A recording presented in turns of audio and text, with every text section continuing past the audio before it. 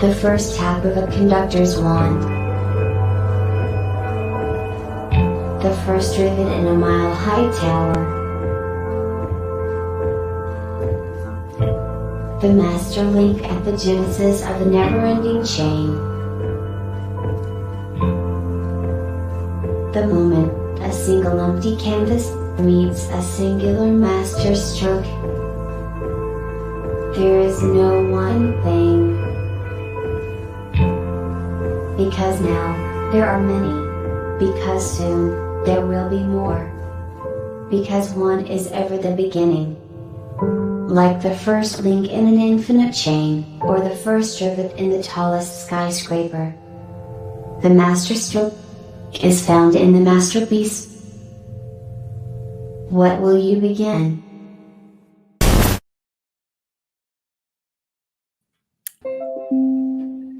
And good morning, everybody. Welcome to World Blockchain Roundtable. Today is the 155th episode of the World Blockchain Roundtable. And your hosts for today are I Am for I Am. Wait, is he this way or this way? Welcome. Sean, everybody's best friend.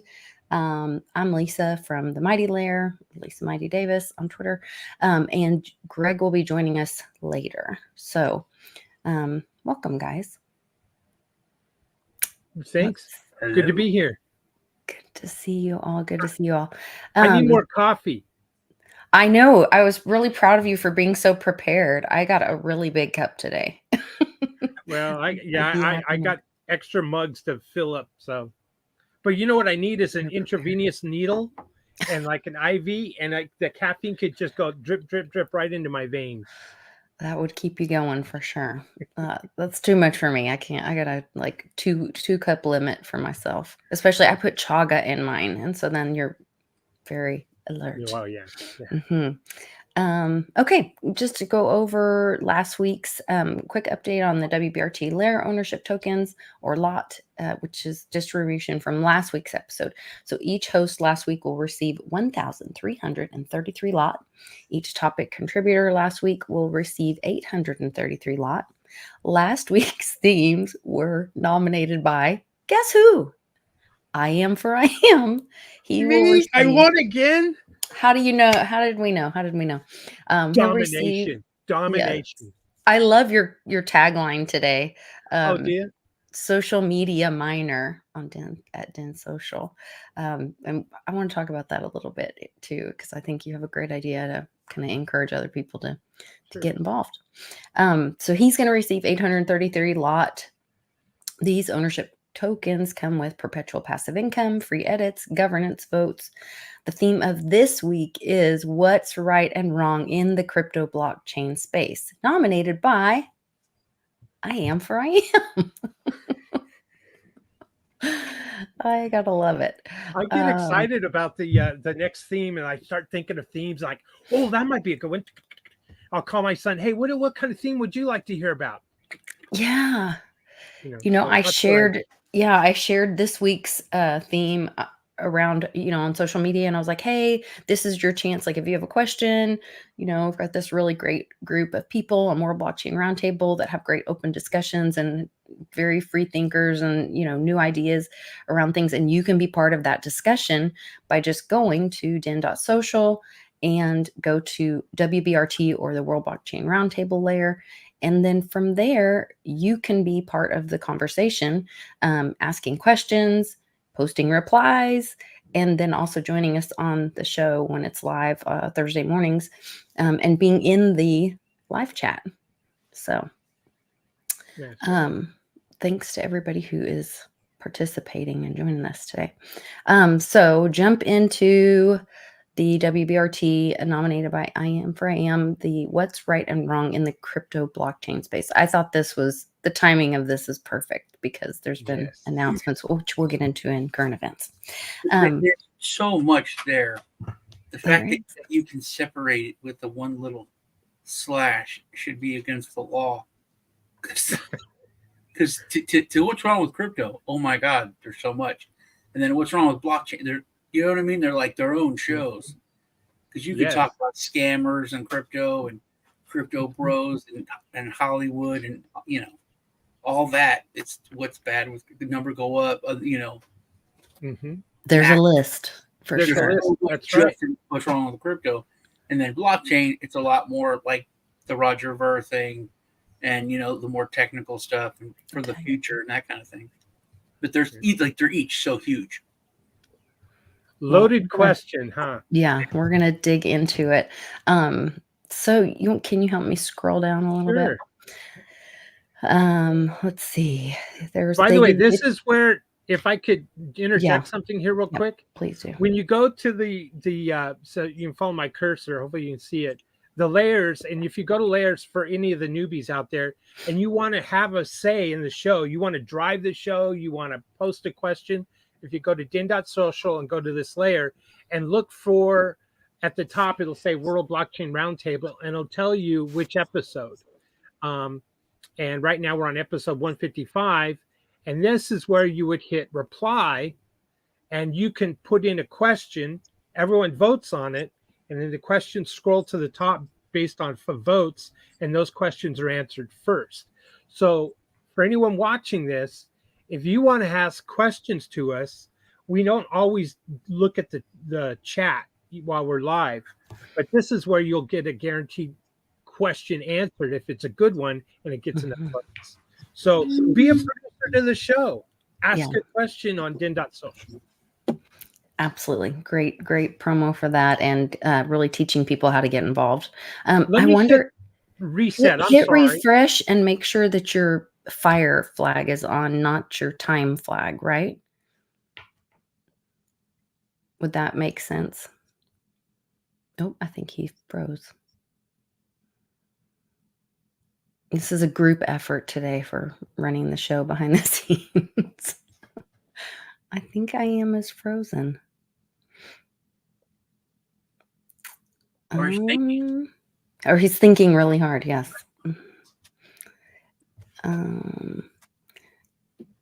Let's see.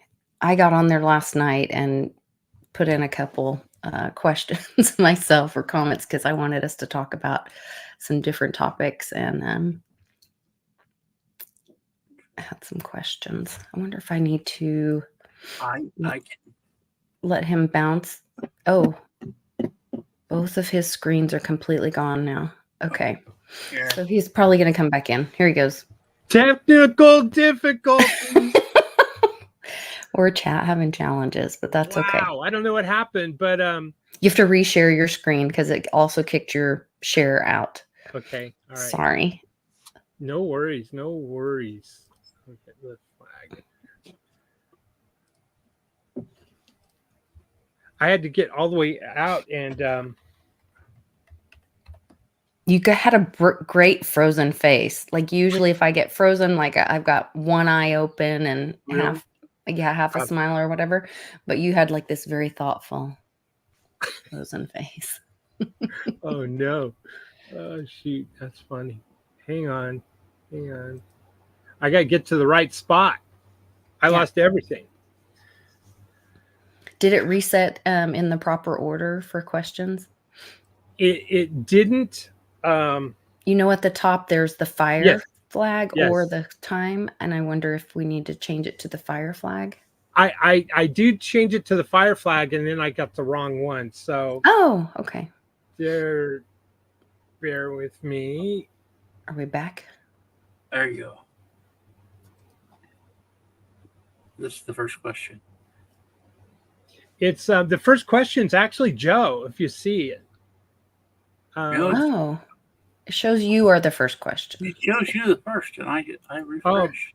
Oh, because of the 7 point, because he has more higher energy. No, it's funky. It was by time, and now in my shared. Oh wow, it still is that way. That's really weird. Is that me moving the screen? That's you moving the screen. Okay. Yeah. No, it's me. Let's be Sean.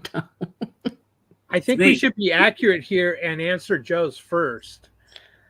Because Is it because it's a reply from your question though? That it's maybe balanced like that's that? why. Because see how That's why his it's a it's a reply. parallel? Yeah. It's So a there's reply. 2 lines on the left. You can see where the original question was asked, just above that, and then Joe's is actually a reply to that first question. So maybe we should do your question first and then do Joe's. Because well, but mine doesn't get the highest amount. Yours actually did, Lisa. Really? Yeah, Yay for 6.8. me. So let's go to Lisa's. How's that? Okay. Sounds Well, good. How about 7.1? Well, We got 6.8. that's a reply to Joe's. Joe's replying to mine. Yeah. Okay. So it's not a question, it's a reply. It's a discussion. It says, I'd like to hear what the panel thinks about fixing a culture of crypto. Yeah. Well, We're going to start with that. Let's go for it. Okay. Lisa, we're going to be all over the road today. My apologies, everybody. No. It's okay. We're good. Trying to make it larger for you. We're good. I can see it. It's not you. It's me. See? I'm the one that's sharing. Are you? Yeah. It says it. Oh. He was having trouble getting the screen up, so I just put it up. Oh, okay. Good job, Sean. You're right. I have Sean's up.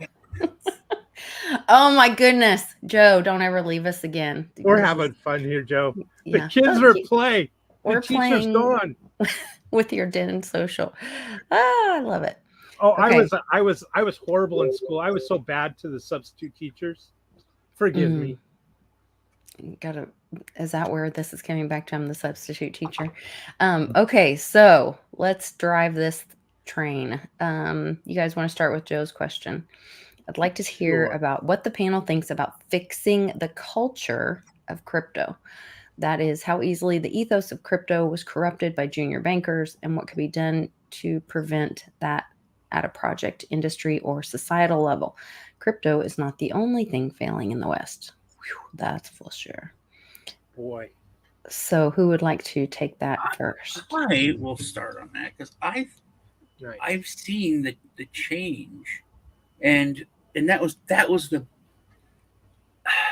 scam that got us to where we're at. Because before, once you looked into Bitcoin or crypto, when there wasn't a bajillion of them, you had to learn how money works. Right. And I was a financial advisor, and I didn't really fully understand money, how it worked, how bad everything was, and how the system was rigged to eventually, implode. Mm-hmm. But that was all you needed, because everybody that was in crypto, it was the rabbit hole. That's what we call it. Once you go down the Bitcoin rabbit hole, that's it. You understand, and your eyes are open. Your whole life's changed, and you're in. Because it was the antithesis of money, of current forms of money.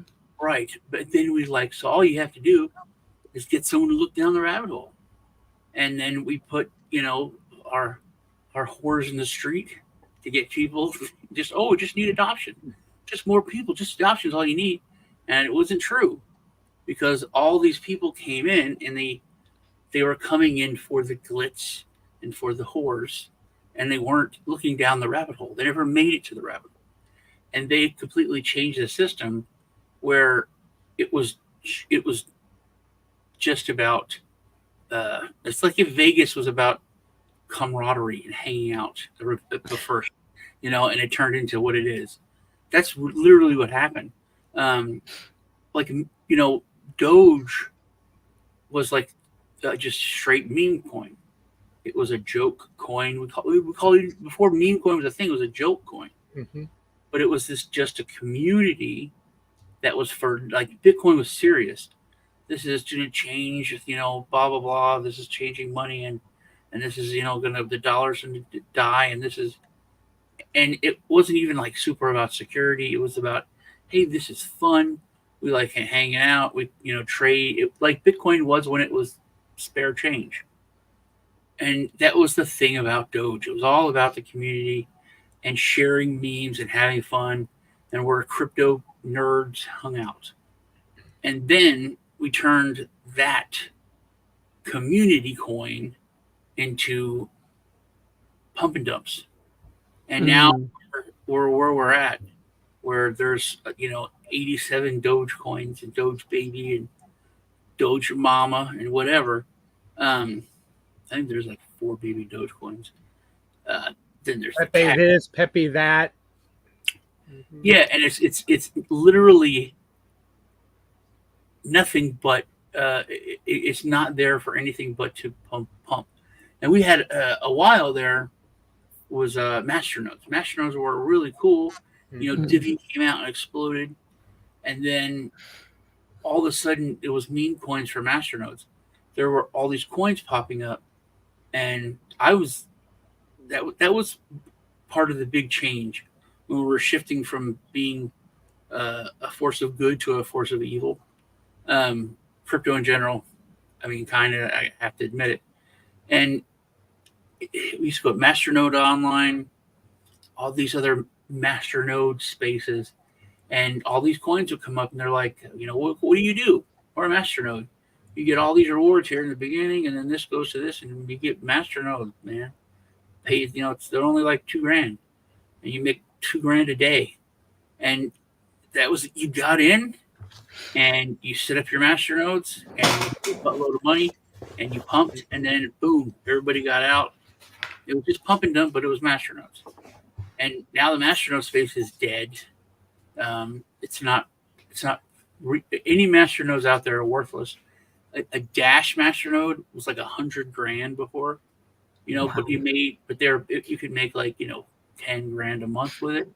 Now, if you had a Dash node, you're looking at like 7% a year or something. It's not with them being able to just kill crypto, or fight or whatever. You're not being able to access your money. You're not going to get someone to put in $80,000 or $100,000 to get a Dash node to make 7%. So I think that's what went wrong, is how we were lured in, because it used to be all you had to do was learn what the hell it was, and then that's it. You're in. You're jumping down the rabbit hole, and we changed what it was just to get people. I mean, I was like, yay, Libra. Libra's awesome. Libra's so Welcome, cool. Greg. Because regular people are going to come into crypto. Right. But it wouldn't have been that way. It just would have been like we are now, but faster. Right. I'll jump in on that. You're absolutely right. You gave a real good history of how the culture changed. It went from more of a libertarian, serious viewpoint and looking at what its potential was as a replacement currency. And then we said, well, we need adoption. And we brought in, and next thing you know, we're all pushing for this. Remember the CME, the Chicago Mercantile Exchange, is going to list Bitcoin. It's going to be the greatest thing ever. So we're inviting all these banksters in, and the original theme from the original cypherpunks was lost. And then we were talking about utility. We got to have a crypto that can scale and has great utility, not just be money. And so we brought additional sophistication in, and the idea of blockchain and hash graphs and everything else, all kinds of different styles and different formats. And along the way, yes, there was always that pump and dump. We went through the ICO craze, and it started with like a group of brilliant minds sipping coffee in the morning, and by evening it turned into a giant frat party out of control with all these memes. And that's your to answer Joe's point, that's kind of the culture that has been dominant for a while. Maybe it's getting a little bit more serious now. EFTs and Wall Street's talking about it. It's on the ticker on CNBC and FNBC and all all the different tickers, and people talk about Bitcoin. But the real culture here is lost, or I should say, the original vision within the culture is lost. And so the crypto culture now, I think, is kind of a mirror of the culture at large. Everyone's out there to make a quick buck, not work hard for their money. I want something simple, a quick solution. And then there's other people that are extremely intelligent, extremely knowledgeable in this blockchain space and have a lot to offer and a lot to give, but they are also fighting for a smaller. There's only a certain amount of investment money that's out there, so they're fighting for it. So they got to do all the hype to get this money infusion to build their idea out, and hopefully it takes and goes. But the whole utility and the idea of a libertarian viewpoint has gone. It's kind of lost. It's only now those people are kind of getting moved into the privacy sector, the privacy coins and that kind of thing, which is getting squashed. And now we don't see any. Well, we're seeing government regulations stepping in with even a bigger boot and stomping that out, the on and off ramps. So, well, and that's kind of a good point, because before there was this whole community that the powers that be had to worry about stomping out. And now, literally, they've infected every area except for privacy coins. So they've made this rounded everybody up, so they know exactly where to stop. I would say there's one caveat to that. The core infrastructure crowd is still that original cypherpunk crowd, and we've been hard at work trying to build something that will enable the, I think personally, more dormant libertarian element of it, as opposed to vanished. More conditions will be ripe then for them to rise back into the prominence of actually deploying code, because what it really comes down to is this thing operates at the level of code, right? And as soon as the people who are both ideologically aligned and able to commit code at the level at which you have to be able to in order to make this thing be what it could be, right? In order to add a privacy fork to Bitcoin, in order to make Tornado Cash a core function of Ethereum, such that anytime you send something, it automatically goes through an automated intermediary that looks like Tornado Cash, to make it private, right? Like, these sorts of things can be built. The question is, what would happen if we did? And if we did, the quick answer is guns would be pointed at the infrastructure and tell us to stop. They already are. If we can decentralize this piece or federate this piece enough that it becomes a game of unwinnable whack-a-mole, then we can actually still bring this to life. It's just happening in the background. There's a very good reason, and it's quiet. Honestly, I think that the two people that I know that are the most biggest embodiment of crypto, Joe and friend of mine, Nick. He's in Canada. We call him Nicky Maples. And super smart guy, Joe, super smart guy. And Joe is a little bit depressing to talk to. But the last time I talked to Nick, jeez, man, it was work. He's like, no, crypto is all lost, man. They're like haggard, smoking a cigarette, like, nah, man, it's all gone. Just allow me to say that from my point, seeing lines of code go into repositories and get committed, from where I'm sitting watching that happen, there may be a quick renaissance followed by a resurgence of the kind of crypto that you guys feel right now, rightly, seems to be dead. But and I think that could be triggered by the dollar dying. I think it's in rebuild mode. Yeah. Bingo, when the dollar dies, when we stop counting cryptos in dollars and see them for the value and the use case, the utility, like Greg's talking about, when what do they say, when the teacher shows when the student, or the teacher awakens when the student shows up or something, I think, and there's some saying like that about tools, like the tool will be used when the need is there. And I still think we have to go through that painful death of the dollar for people to understand why they need their crypto in a private way, able to transact. Originally, it's peer-to-peer. Bitcoin was peer-to-peer, and that's where we've got lost. And we all want to be validated by big banksters and, on Wall Street. And that's who's been stealing our value all these years. I feel like it's just a side effect of fascism coming to the fore as a mode of governance, right? Like, what's really happening is people are hiding behind their protection in the regulatory state and in the legislature, because it's the only safe place to hide right now in crypto in the United States. If you want to be Gary Gensler's pet, for example, you have to kiss the ring. You can, in fact, succeed in crypto in the United States in a big way, right? Just look at that weird project that they promoted that now will be launching what Gary Gensler refuses to not call a security on something that's supposed to, by law, not carry securities on it, right? What was that group called? His fake one compliance company that he invented specifically just to give an authorization to. It testified before Congress. Yes, I can't remember the name of it. No. And it came out of nowhere. It came out of nowhere. Right. But nobody ever heard of them. Actually, they were from 2017 and they had failed and just sort of gone ghost ever since 2017. And then they sort of resurfaced. And they were going to be that rabbit hole that people need to go down to learn about what money is. And people, dude, you go in a store and things cost 100% more than they did a month ago, 2 months ago. Yeah. And people still don't get it. They think it's a temporary thing. They think they're starting to get it because of governments. They don't understand. And when you explain it, when I explain it to them, I can only get it to work with gold. You know, if you go buy this, if you bought this 2 years ago, this loaf of bread would cost you an ounce of gold or $1. And now it costs you $2 or 1 ounce, or an ounce of gold. Right. You see how it's not more gone up in price. And they're like, oh, that makes sense.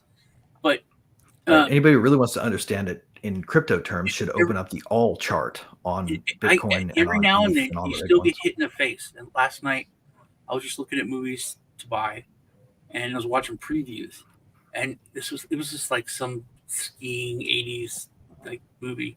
And this dude was at a gas station and he got a thing of oil, put in some gas, and then the guy came out and he's like, hey, do you know how to get to this whatever resort? And he has a map, and the guy just puts the map down and says, oh, you just keep going up that road. He's like, oh, okay.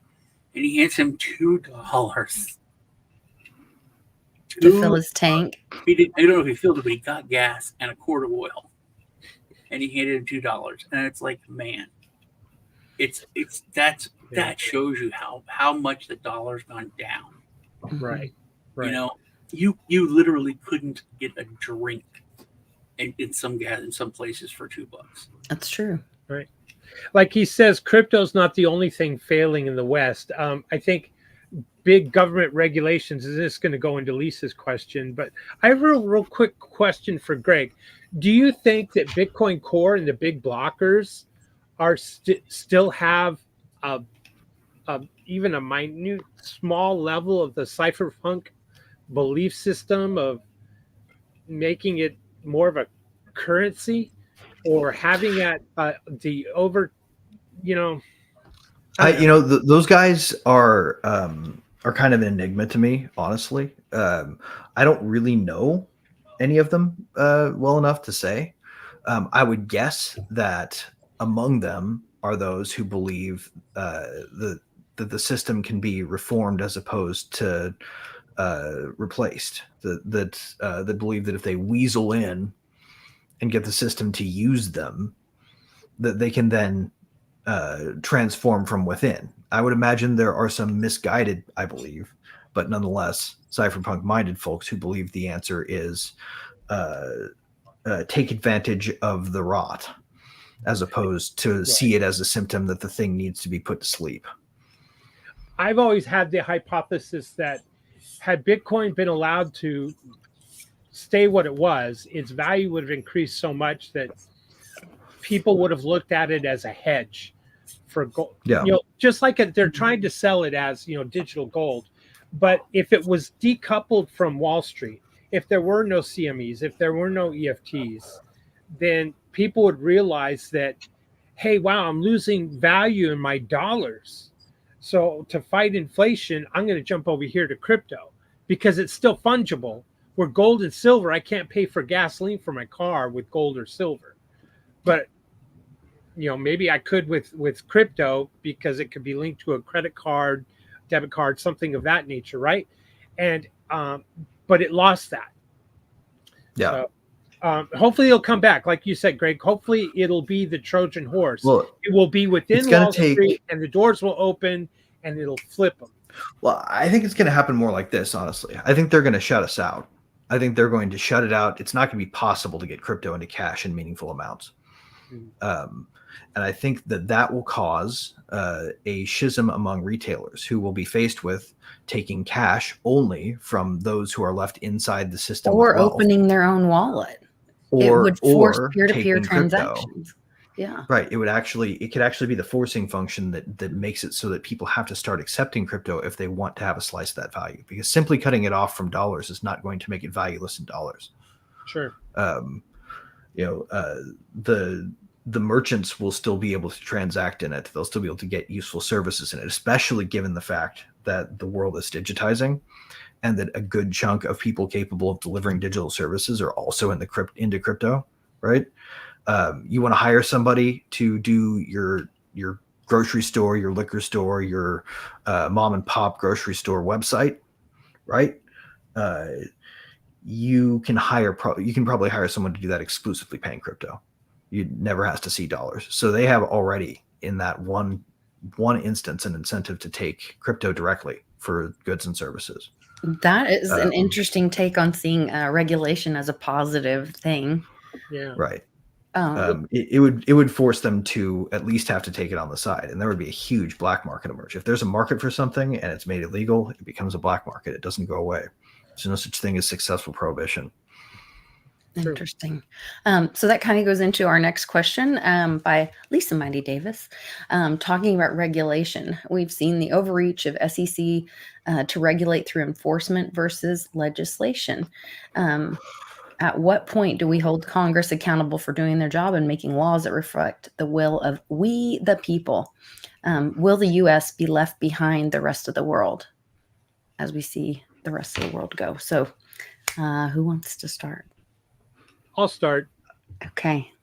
I have a very different take than most. So, first of all, the sucking sound of developers leaving the country has been happening.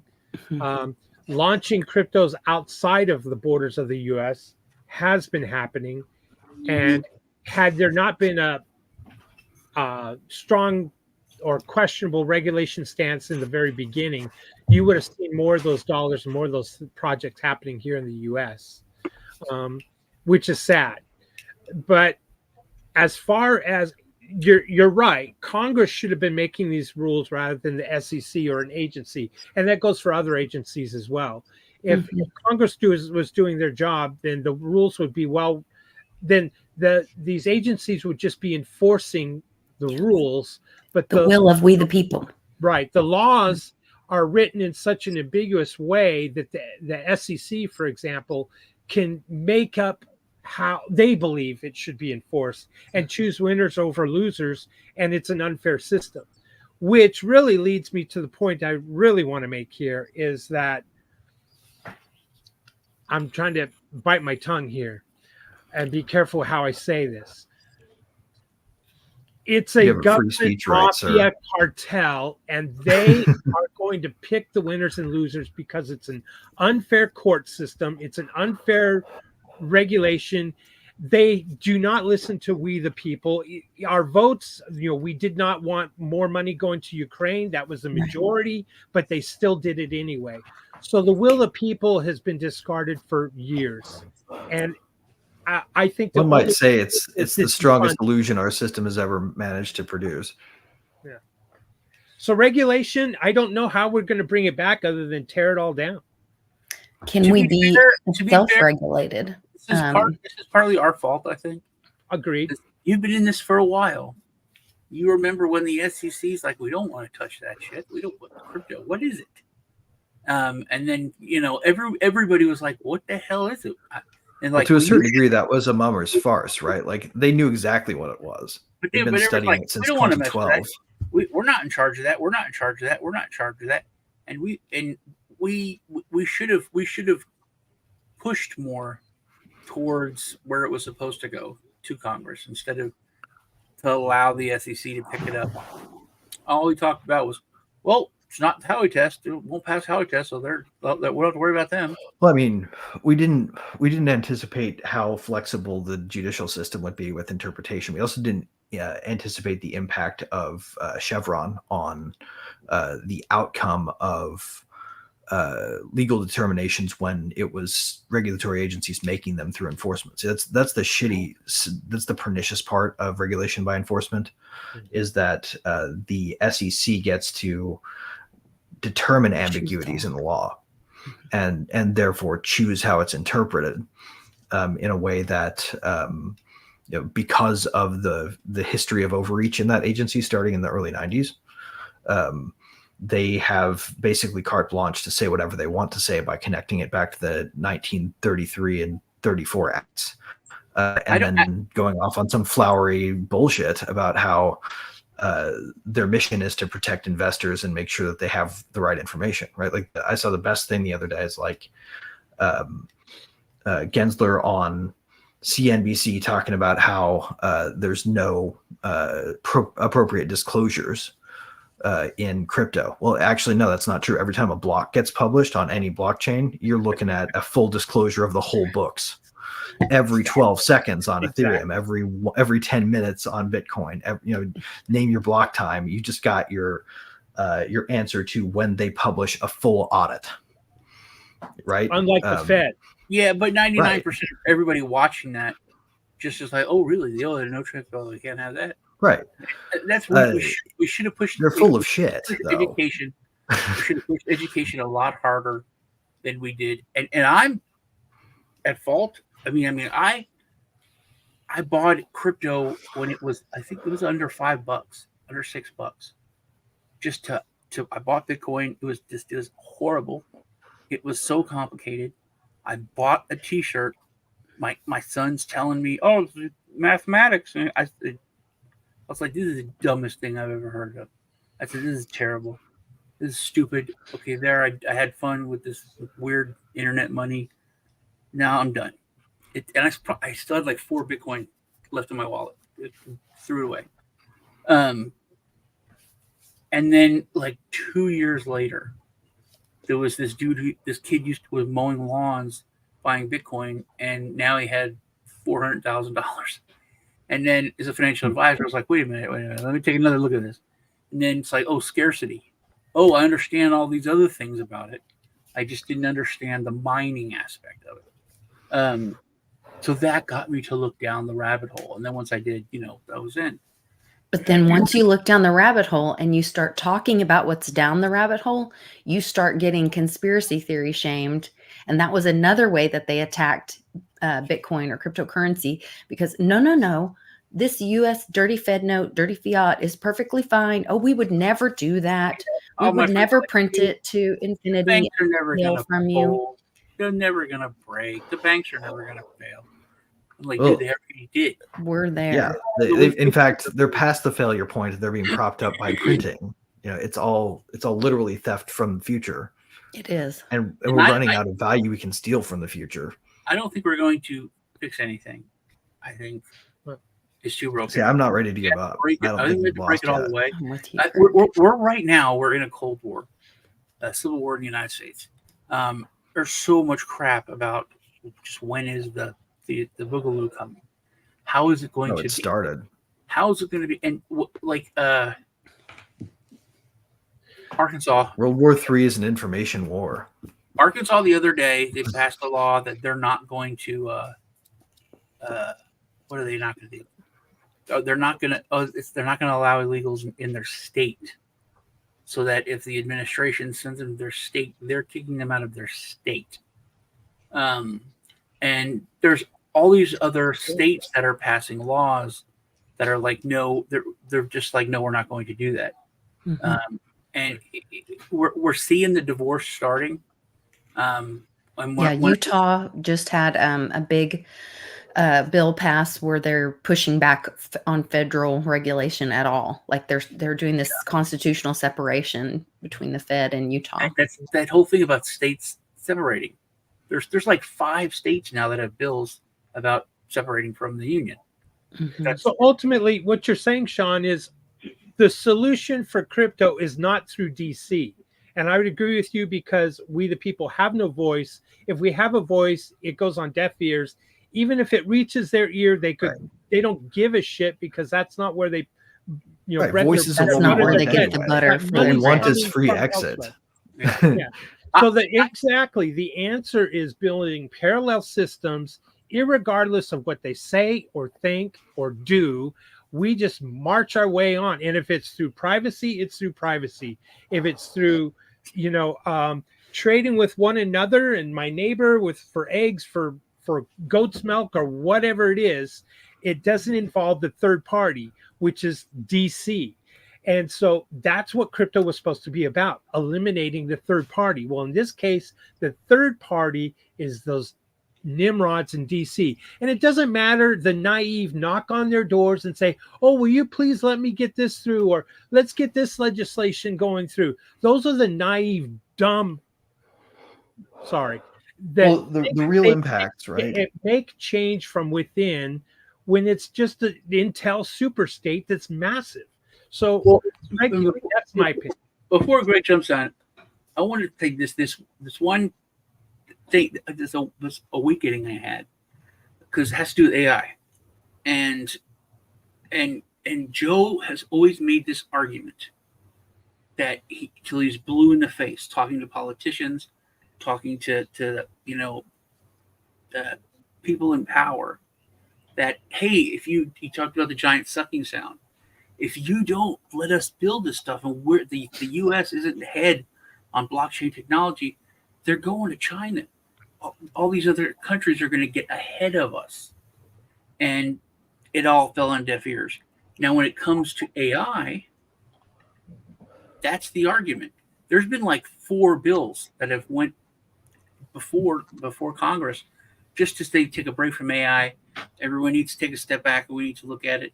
They've all failed, because the whole argument is, hey, we might want to be responsible and slow down, but China is not, but Russia is not, and we have to win. We have to be better at AI.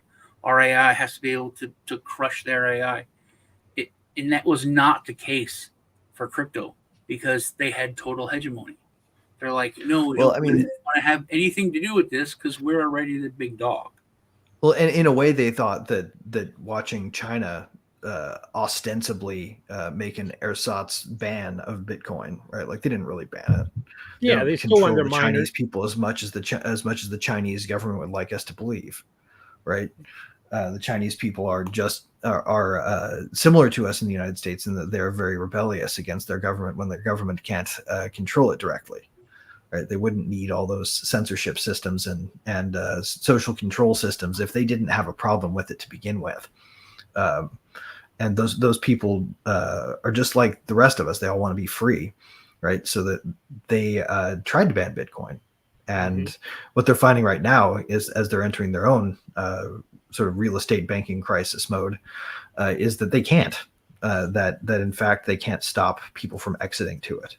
So interesting to me is that after China implemented its ban, the United States got heavy-handed. But before that, they were like a lot more open-minded about keeping her. I think they think the competition is over between countries, because they've discounted the fact that there are all these small countries all over the world that want the innovative minds that come with that kind of dynamism. The other interesting thing to me is this. To touch back on our legislature, the Staff Accounting Bulletin 121. Did you guys read about this? Mm-hmm. So this was the SEC trying to stick its nose into banking and make it so that banks couldn't be allowed to custody crypto. It's a finagling little process that they go through to make this actually affect banks. But this joint resolution HJ 109 just passed in the House and literally rebukes that accounting bulletin, right? It's a direct attack on the SEC's authority to ring fence crypto out of banking, and essentially what this is in place for is to rescind that, so that the bigger banks can custody crypto. It's obviously becoming a problem considering the number of big banks that are running spot markets on their ETFs, right? This is a direct shot at those folks to keep those things from getting too big. And the House is the House actually voted to pass this rebuke of this staff accounting bulletin, and it's on to the Senate. Biden's already vowed to veto it because it will enable big banks to custody crypto again. But see, there again, though, I don't want big banks to hold my effing crypto. I don't want them to either. But there are people who are trying to chip away at the superstructure of control. Yeah. The fact that it would pull that away from the SEC would mean there would be nobody governing it again in that particular angle. There'd be a hole in their ring fence. And as long as people are poking holes in their ring fence, we've got a fighting chance to tear through it. I'm hoping, and I think what will happen, I think the next couple of years in the United States will be bad, rough. And I hope that when the dust settles, we can look at like El Salvador and the South American countries and other countries that have like 100% adopted crypto, and and I hope they're super successful, so that we can say, hey man, look at that, it's working. Let's do that. Let's try it. Right. This country will beat CBDCs long before it does anything else. To try to have the control. And maybe, like I said, that will be good. Maybe that will be the driving force that shoves us into merchants just accepting Bitcoin and accepting Ethereum, accepting whatever token they want, right? I don't care if it's Doge. Like, go get your one of my most recent favorite ridiculous coins. What's it called? It's called Buy the Dip, where it's literally just a token that has no explicit value on purpose. The only value it's based on is hype, and it's supposed to be a direct indicator of hype cycles. So buy this thing when everything else is down, and you can expect this to spike on dips. Yeah, right.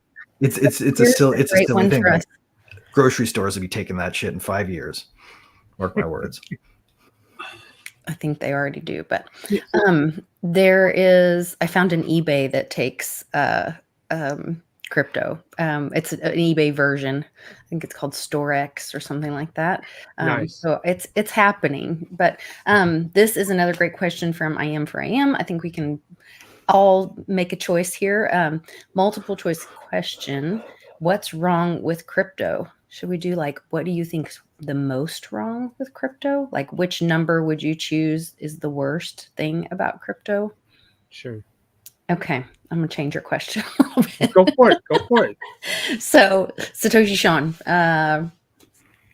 fire around. What do you think? What is the worst thing about crypto? Number 1, too much number go up. Number 2, not enough utility to grow adoption. Number 3, too many scammers. Or 4, something other. Please explain. Other. The worst thing about crypto. The worst thing about crypto is that there's no balance. There's so many scammers. There's so many detractors or haters, as the kids say. But there's not a lot of educators. There's not a lot of good information that's being put out there without people having to search for it. All the negative stuff is in people's faces. There's a beef council. There's a dairy council. Mm-hmm.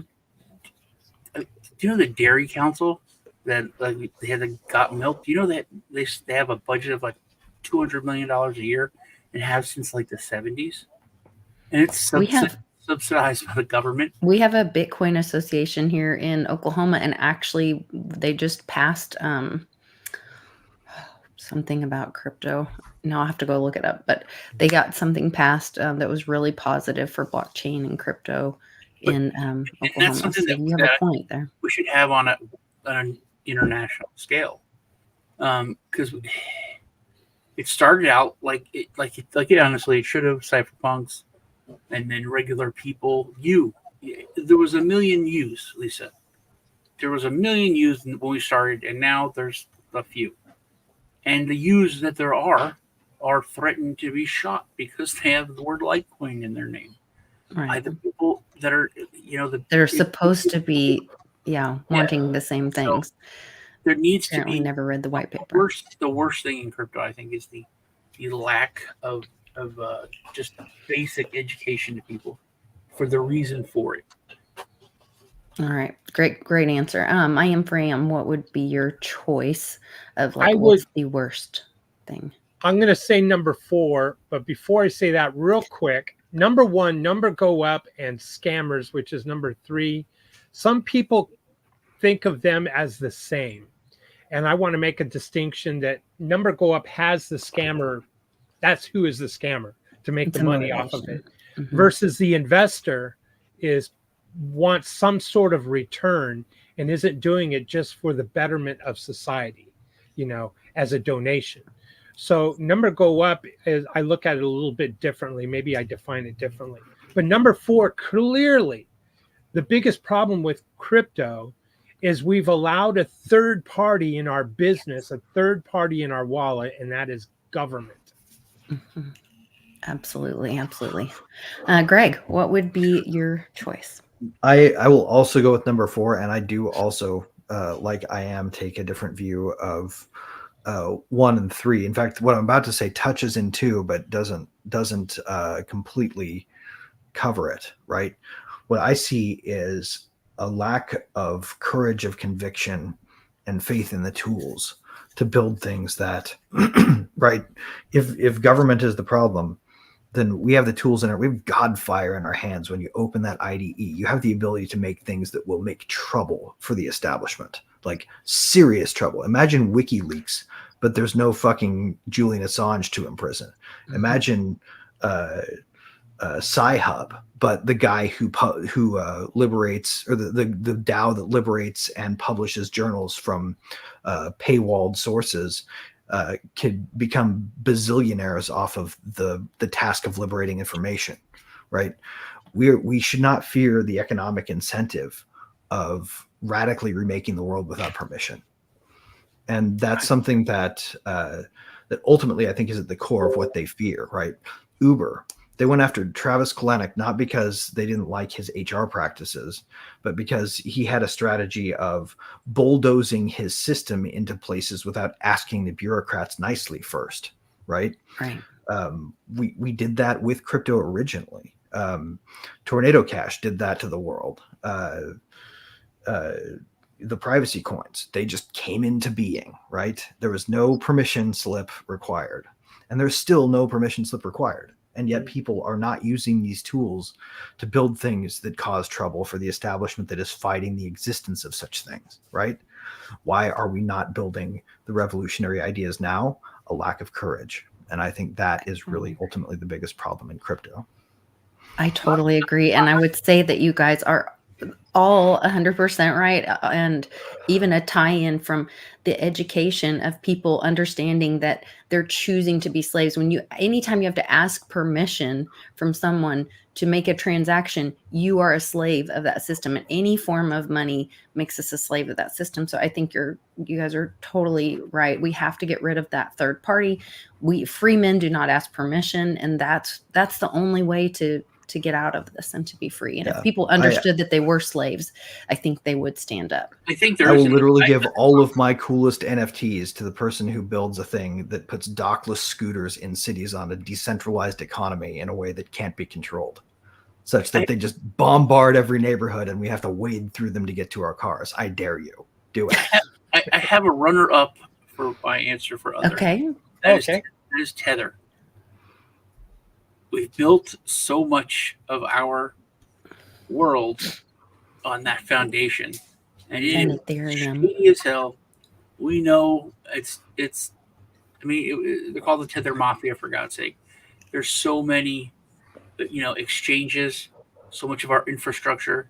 It's all such a central banking type system and we've like, here, let's build this here, and we'll build around it. It's the dumbest thing. It was the worst thing we could have done, and now we're here. Yeah. You guys remember the days when people would come on like Twitter before it was X, or like they'd pop into Den for the first time and they say something like, how do I get a hold of the CEO of Bitcoin? Or how do I get a hold of the CEO of Ethereum? I need to talk to them. We've got a problem. And everyone's like, ha ha, yeah, okay, you don't get it. Imagine that, but like with all of the services that right now get leveraged against us, a social media company run by a decentralized organization. Who would the government go to complain about what is on the platform? I don't know, right? Pretty damn hard if it's decentralized.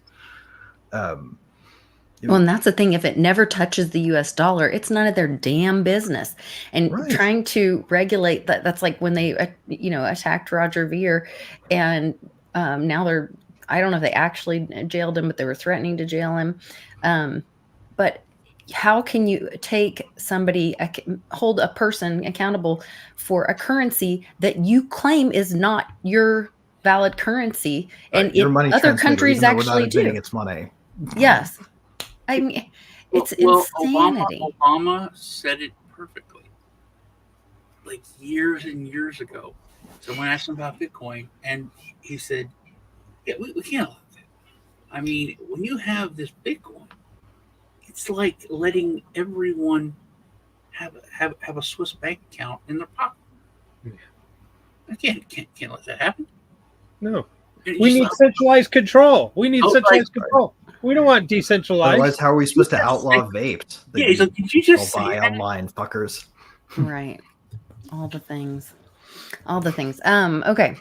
Next question. Wow, we're going through the. We're spending a lot of time here, haven't we? Are we doing a good job? Yeah. Yeah, we're doing a good job. I think we're just running out of time. We're getting close. Yeah.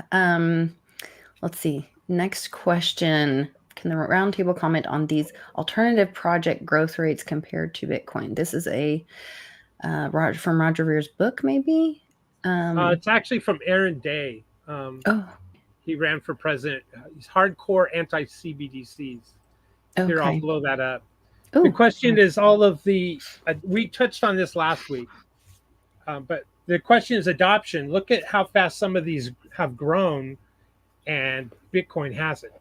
And I'm saying Bitcoin in this as in all of crypto. Right. Yeah.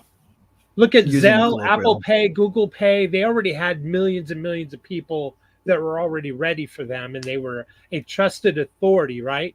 So look at that. Apple Pay, 507 million adopters versus Bitcoin's 50 million. I think what you're demonstrating here, though, is the power of mass marketing and how crypto does not engage in its own mass marketing. That was my point earlier. Mass marketing for what it is, education. Right. True education, yeah. Which you can say that marketing is education. That's a good point. Yeah. That's what I was saying. If we had been doing it the right way, not just right. Imagine if the Dow had funded a Fifth Avenue ad firm to boost growth instead of tried to fund other projects. Do you think TikTok invested billions of dollars in advertising to get where they're at, or was it just the novelty and the utility of their amazing algorithm? They used an incentive-based growth system, right? Like they said, invite your friends and you get blah blah blah, right?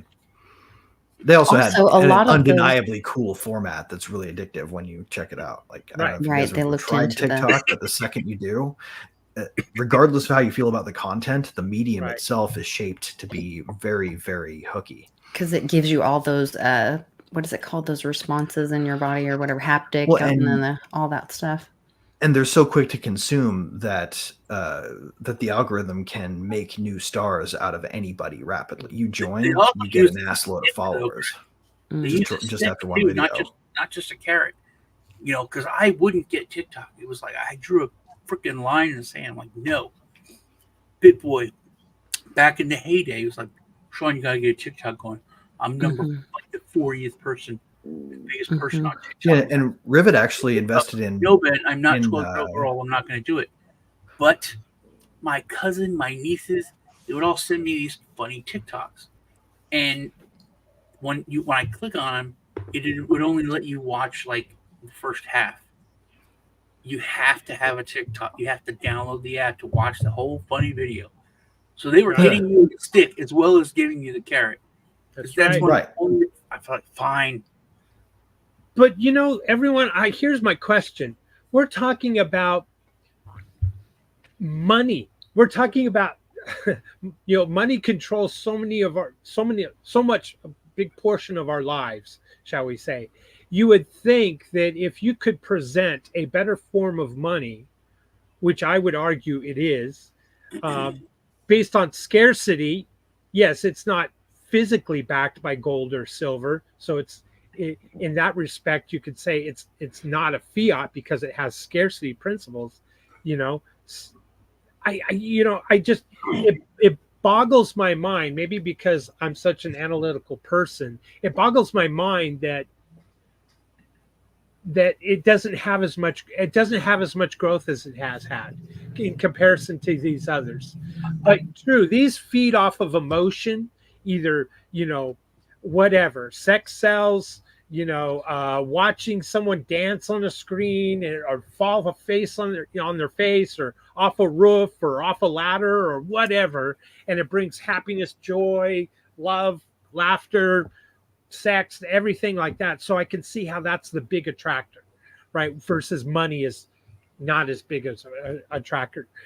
But then again, we know that this, like Dr. Beer's book, the suppression of government, they're going to try to prevent anything that is better than their fiat from taking hold. Lisa said something like just kind of passe, which kind of was a big deal, I think. These things always are. I think this is a huge. I have a question now, Greg. I need you to answer as a legal standpoint. Okay, if I have a chicken and I have 10 eggs from this chicken, and I go my neighbor and he has a cow, I say, "Hey man, I'll trade you these 10 eggs for 2 gallons of milk. Here you go. Here you go." Legally, do I have to pay taxes on that? Or is the government involved in that in any way? Technically, any transaction you make in the United States is subject to sales tax if it's a profitable transaction for you. Exactly. How would you pay that in ounces of milk? Yeah, or one egg? You would literally have to estimate the value of the trade and then report it on your taxes in such a way that allow a dollar amount to be attached to your profit. Like Lisa said, if it never touches their money, it never enters their system. Right. It becomes a lot more complicated, but you're still alienating it. If I don't sell my eggs, I could say my eggs are really shitty. They're only worth like a penny. Right. Yes, if you don't sell them, then there's no sales tax. So. But I traded them for milk. You trade how many? Or if you gave a gift of eggs to your neighbor, what's the going market and rate your for neighbor eggs gave you a right gift now? Of milk. Yeah, they'll default to the going market rate for eggs is what they'll default to. Right. See, that's barter. Barter is taxable income. See, that seems like it should go before the Supreme Court. And here's my next question that goes along with that. Now, let's say I have a couple acres of land, and I can go dig in the backyard and get an ounce of gold every month. Yeah. With that ounce of gold, I can pay my bills and I take care of everything. Never sell it for money, for USD. So how would that work? It's my land. I own the rights. That's my rock. Okay, we could say it's emeralds. We could say it's whatever. It's my property, and I'm just giving it to someone for goods and for services. Let me walk you through. I'm not an IRS agent, but let me just say this. Sean, you live on your land and you're getting this and you're trading with your neighbors, whatever, for sustainability, right? So the IRS agent is saying, are you filing a tax return? Well, I'm not filing a tax return because I have nothing to report. I have no income to report, right? Well, then they're going to say, well, how are you living? Eventually, they're going to drill down. They're going to find that you're digging and you're You're being able to pull off gold off your land, and you're trading it for eggs and milk and whatever else, right? To sustain. So they're going to say, okay, well, there may be costs associated with digging up that gold, the cost of the shovel, the cost, and you can assign labor to it. But then they're going to come down to it and say, well, you swap these items, and therefore those items had a value. There is a tax that's got to be paid. So they're going to classify, even though it was your item, that you traded or bartered or was gifted, they're going to say ultimately those gifts added up to a certain level where it became taxable or taxable income. That's the gotcha. There's no escaping it. Unfortunately, Roger Ver knows this very well. If that's true, then couldn't they tax if you make someone a Christmas present? If you built them a motorcycle, and here, son, this is your motorcycle that I built for you. What is a lifetime? Is it $15,000 or something? Is the lifetime maximum you can gift a person? I don't know. I don't remember what the dollar amount was. I remember one time I thought it was like 15. If I'm trading, for food, basically, and the IRS, if they open my fridge, they're like, look at all of this money. And I'm like, that's groceries. That's food. That's not money. Yeah. Nana made a great point too. Mining is regulated. So there you go. You got to pay your fees to be able to mine your Not in Oklahoma. But not, well, I see. That's what we pass. I just like to dig. It's my pet. I've been digging in the dirt since I was 2 years old. It's so much fun. And you got fuel back taxes, Sean. Yeah. Remember, I used to actually go dig up cool rocks and sell them to old people in our apartment complex when I was 5. I remember. That's what just passed with the Oklahoma Bitcoin Association. Their help, or they're sponsoring the bill, or however that works, and that it is now legal to privately hold your personal Bitcoin in personal custody, to mine Bitcoin, and there was one other thing I can't remember. I'll look it up and post it in the.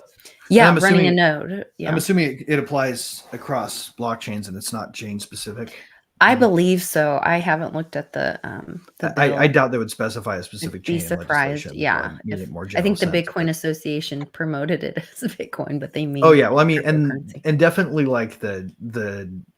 the soft maxi point of view, like the persuade them maxis, are trying to sneak in the interchangeability of the two. Right. But hopefully the law doesn't, because it would be silly to distinguish at that level. Could you imagine, we're adding to the list of chain IDs protected by this law?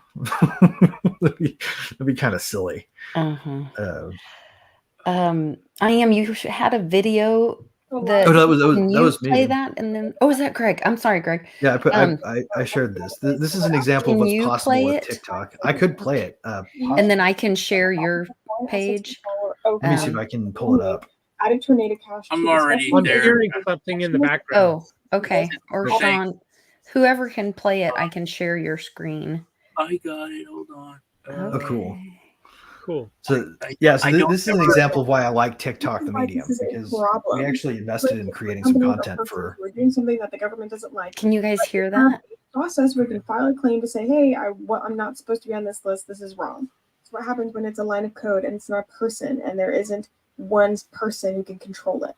This is what's happening with Tornado Cash. This is extremely dangerous, because if they can ban Tornado Cash, they can ban anything on the internet that they don't agree with. And allowing this to happen and not speaking up about it is only setting the stage for them to continue to do so. And documenting them to your blacklisting Tornado Cash is them getting buddy-buddy with the government and backing the notion that they can ban anything without any representation to fight it. We won't stay silent. We're never going to stop fighting for privacy, and neither should you.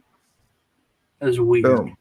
Right? That was so 166,000 views on TikTok for a video about explaining why the Tornado Cash ban was dangerous for everybody, and why it's an assault on our privacy to attack it. Right? You don't think about TikTok as a place for that kind of advocacy, do you? No. We built our channel around it, and that wasn't even one of our most popular videos. So I think to a certain degree, the effort to silence TikTok in the minds of a generation is a way to control the younger generation's consumption of things more like that. Because surprise, surprise, our view counts are down now that the government's in control of TikTok. Surprise, surprise. Well, and we see our freedom of speech being attacked all over, not just with moving transactions using cryptocurrency, but also there's a bill right now trying to basically gag all of us for our First Amendment right to have an opinion, to say anything negative about Israel. I don't know if you guys saw that. That's devastating. That's a joke. Yeah, it technically it outlaws the Bible. Not technically, it outlaws the Bible. You're right. It says you can't talk about or say that Jews killed Jesus. Or crucified. You can't talk about the crucifixion. It specifically says it. I mean, it's not like inferred. It says it in the bill. AIPAC? Huh? What? Yeah. I caught what you were doing there. Rapid fire question. Do we have one more? I actually have two more. Do you think we'll have time? Sure. More. We'll be quick. Sure. Try to get all their questions Rapid fire answers for each panelist. Can you name two things that are right with the crypto blockchain space? Oh, good. We're getting a little positive. Greg bounced. Hopefully he'll come back. We go positive and he leaves us? He'll come back. Sean, what are two things that are right with crypto/blockchain space? That are right? Well, us here, we're a bunch around there.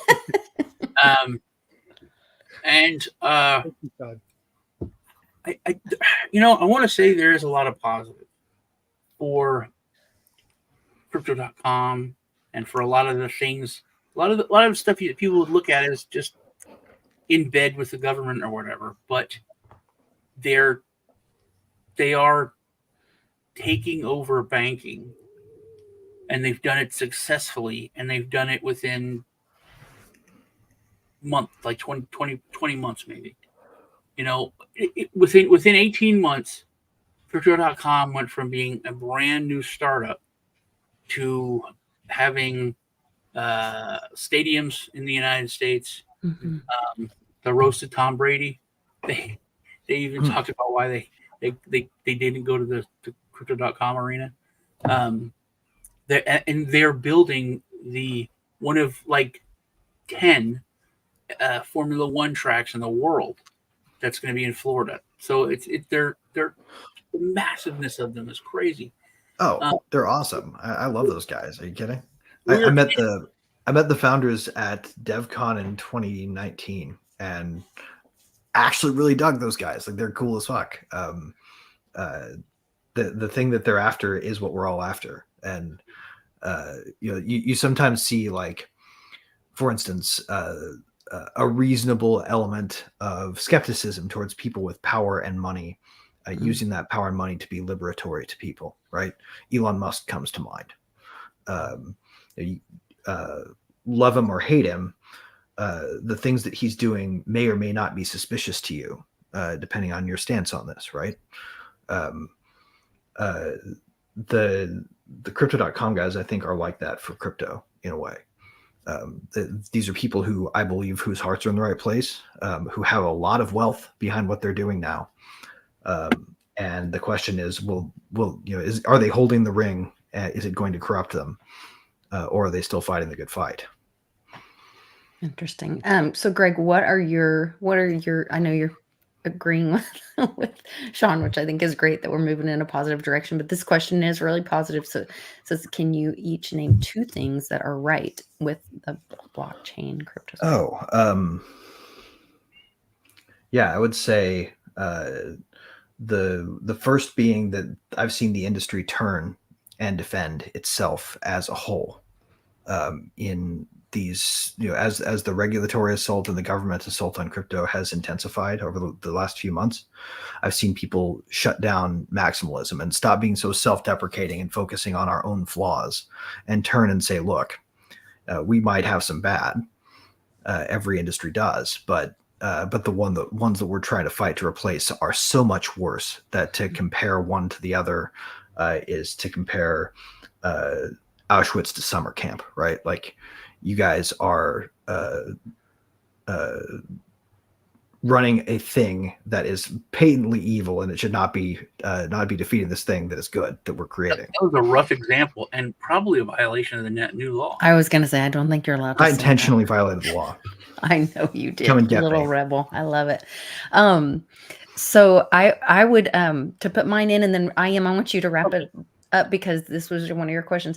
But for me, what I think is the best thing is community. And Greg, you touched on that with the community coming together and fighting back and understanding that, we are stronger together when we stand together. And that's my very favorite thing about crypto is, when I was in nonprofit work for years and years and years, and you're all fighting for that same dollar. So people thought, oh, well, why are these nonprofits arguing with each other? Well, because you're all fighting for that one little piece of the pie. And with cryptocurrency, the pie just keeps getting bigger. The more people we get in, the more community, we all win together when there's more of us putting our energy into cryptocurrency. And so to me, that's like the most right thing say about something this. When Greg said that, but now you said that, so I'm going to have to say what I wanted to say. You said community and used the word space, and he said something I haven't heard, industry. He called us an industry. That, to me, that was a big deal for me to hear that. Having been in this when it's a community, a space, a sphere, and now to hear him, the industry. Which that is an economy. I know, but it's like the growth really, I felt like this weird validation, like my dad. Good. I'm glad you heard something positive out of that. That the industry. We're serious. We're big. Yes, taking it serious. I am. Can you tell us what you think are the two things that are right, and then also speak into some of our responses? First, number one, I'm going to say the blockchain tech as it is. We fixed the double spin problem, right? Or Satoshi did, or whomever, and then the second part of that tech is what blockchain does or its capabilities. To quote Andreas Antonopoulos, he says, "What is it? It's open, borderless, and anyone can access it.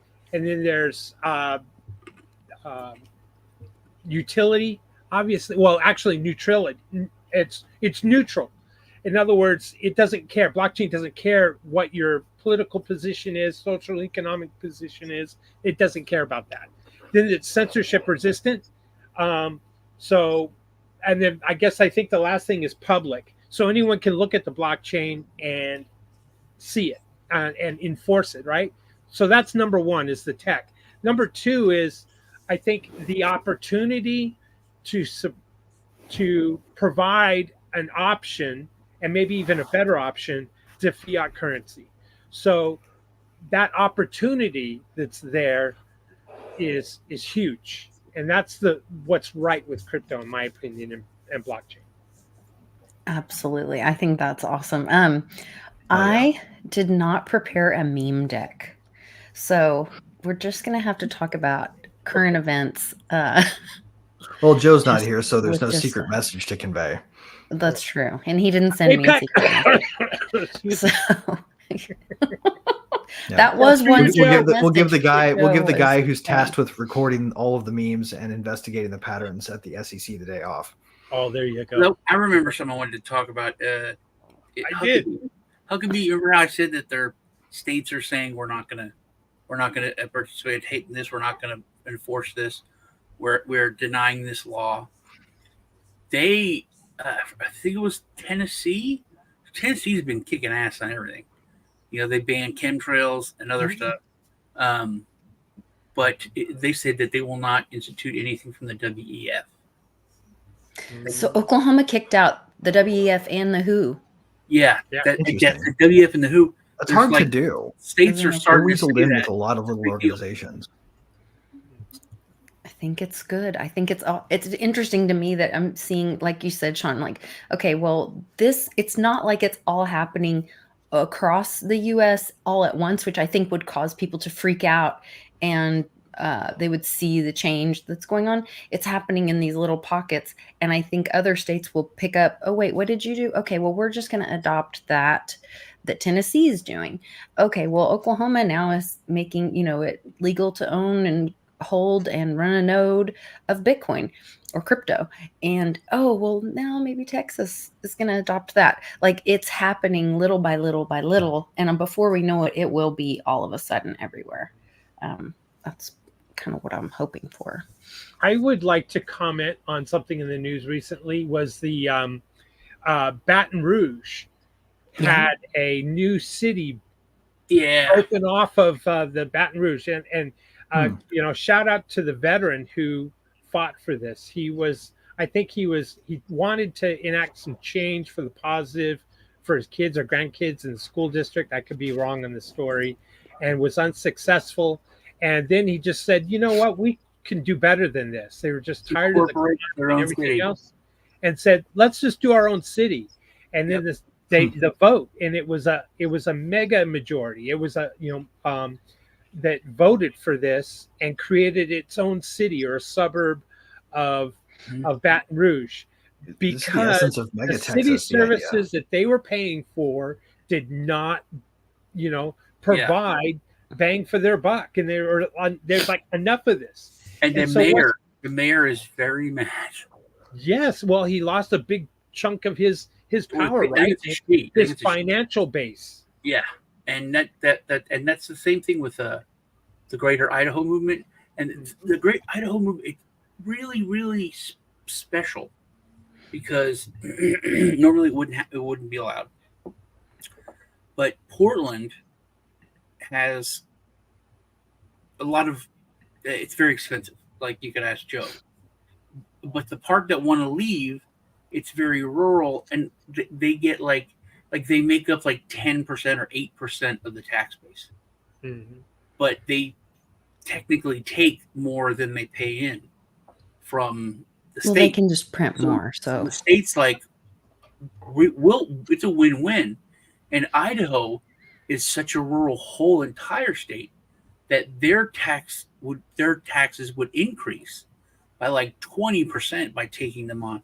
So both sides are going to win. Plus, all three sides are going to win, because the people are going to be more represented.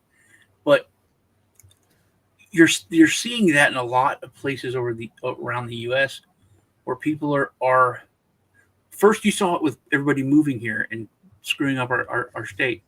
And I was going to say there's a problem, because they just passed a bill giving illegals representation, or they're trying to pass a bill giving illegals representation. House Dems vote unanimously to give illegals representation in Congress and the Electoral College. And how could they try to let them buy guns? Illegal and buy guns in some states where it's tough for a citizen to buy a gun. It made no sense unless it's really, really bad. It just was stupid. But yeah, you're seeing that so much. I think we're headed for a big change over the next, 2 years. Yes. I agree. Did you guys see Joe Kahn's editorial in the actual, God, believe it or not, I'm actually going to say it, in the New York Times? Have you seen this? Mm-mm. Okay. The executive editor for the entire paper basically went on a tirade in an editorial saying the newsroom is not a safe space. It is not our job to ensure that Biden wins. We are not an arm of the Democrat Party. Our job is to report the facts, and what's been going on right now, I'm calling BS. Is this just not nanners? This dude actually came out and did this. Of course, he's been resoundingly rejected, of course, by everybody and their dog around. Like, it's a position of power. Well, maybe people will see that the news has been lying to us. The AstraZeneca thing, they just recalled all of it for side effects. That how they can't just go quietly into the night after that. Like, people are going to want answers. What side effects? What do you know about? How long have you known this? And was the media complicit in withholding that information, and for how long? Yeah, good question. Real good question. Yeah. It's also kind of blows my mind that Harvey Weinstein's been overturned. But well, it's all I guess it doesn't blow my mind. We still don't have the list. We still don't have the list from Epstein. A big thing is, the new Star Wars show Acolyte. Well, Greg probably does, but there's a new Star Wars show coming out called Acolyte, and massive backlash, and there's gonna be hate because there's like a lot of chicks in it, and they're lame, probably gay, that usual stuff. But the showrunner, the director, the producer, this woman was Harvey Weinstein's executive assistant. And that was like this huge thing. Like, I don't want to watch this because Disney hired her. Obviously she knew everything. And there was such a backlash over the past 2 months. Then all of a sudden this pops up and they're overturning stuff. So I think that he was such a pariah that I think they offered up to, like, here, sacrificial lamb. Don't look too much into Hollywood. Saw this guy, bad guy. Me Too, when Me Too was all huge. And then that was enough. Me Too died down, Amber Heard, and then Bourdain's. I mean, Me Too was around for long enough for them to burn people they wanted to burn with it, right? Yeah. Like, and then, but now Jacob Applebaum was kicked off tour with a Me Too complaint, and then it went away. I think there's no coincidence there. They went after Chris Hardwick, for God's sake. That was just, come on. This guy's a little nice guy. But anyway, but now they're seeing the after effects. Like, oh, no one attached to this guy can now do anything. We're actually losing control of everything because of that. So they opened they sort of let the toothpaste out of that tube and didn't realize that they'd want to stuff it back in as soon as possible. Yeah. Toothpaste does not tend to comply with such requests. I have some space news. Okay. Cool. Very different. There's there were 3 and then another one last night. 4 large CMEs from the sun. And they're cool. They're going to arrive this weekend, Friday night, Saturday, whatever. Mother's Day weekend. Hopefully we get the Northern Lights in Kansas, man. I want to see it. Well, here's the point. These may be strong enough because there's also kind of like what they call a coronal hole that's pushing, more. It's weakening our. I'm no expert at this, and it's hard for me to put the word. It's weakening our shield, shall we say? Yeah, the magnetosphere is being taxed to its limit. Right. We will not have the benefit of its full shielding because all of the ions in the atmosphere will be already at war with the energy that's being bombarded. Right? Exactly. Does something like that cause a pole shift? No, it doesn't cause a pole shift. But what it's doing is it's like a already Carrington effect. Shortwave radio. That's Right. the first hit. It's letting through high frequency and high energy radiation. Essentially. So there is one gentleman, I think he's more of a fear monger, but last night he gave it, but that's what he does for a living, is study and follow this. He gave it about a 5% chance that we're going to go back into the Bronze Age this weekend. And he upped it to 8% this morning because there was another one that was shot off from that's, Earth in the Earth target range or whatever. To the extent that our systems are still built on old school telephones, and you'd be surprised how much is still like copper lines run by Ma Bell is holding the whole fucking shit show up. Right.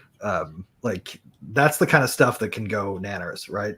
Right. The newer stuff is hardened, right? So it won't really be the microprocessors failing. It will be the lines that connect them becoming unreliable. So we've watched our shield, weaken over the years, and it's gradually happening quick. So to answer your point, Lisa, our magnetic poles flip. Now that doesn't mean the crust flips or the earth Right. flips, just the Right. magnetic poles flip. Mhm. And it's moving at a rapid pace. Now the sun also has a magnetic pole and it flips frequently. So Isn't the magnetic? Our magnetic pole is moving very fast. In space news, did y'all hear about that Oumuamua? Yeah, right. I forgot about that. It is. Yeah, that's freaky. What's supposed to ever come? Yeah, that's real freaky. And we talked about it on True Tuesday. Everything I'm seeing about it is from scientists, but they're not on CNN or Fox, or they're on like podcasters, like Rogan. I'm surprised Elon Musk isn't planning a rendezvous with it. Yeah, I don't know why he's remember the name of it. That was a huge thing. Also, did y'all know there's a pyramid in the United States? Yeah, I did. In Alaska? Yep. I think there's one off the coast. There's also of one in the Florida Midwest as well. You know about the black one in Alaska? No. Let's see. Is this a new thing? No, it's from the 50s. Is this your picture that you have? Yeah, up right I thought now? I heard about this before. No, no.